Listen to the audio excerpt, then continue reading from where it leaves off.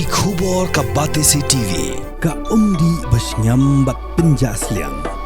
Rupa Premium Meghalaya. The result jong ke secondary school living certificate lani ke result Matrik melapen mi da ke Meghalaya Board of School Education mentau snam kedai ke Kham Pher habayunu jor bat ki wepat ki snam ki blalet no mentau snam ki dan hadu prabusan ngut ki Khynnah ki berung ha top 20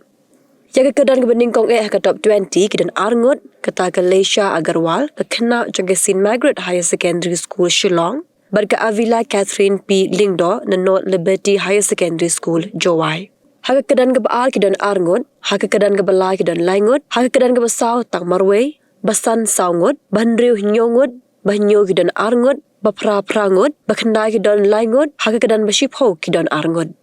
Haka kedan ke bakat wepat ki dan laingut, kedan bakat ar ki dan saungut, bakat lai ki dan laingut, bakat sau ki dan rungut, kat san ki dan saungut, kat nru ki dan nyongut, kat hanyo ki dan prangut, kat pra ki dan henrungut, kat kendai ki dan saungut, bat haka kedan ke baar pho ki dan henrungut.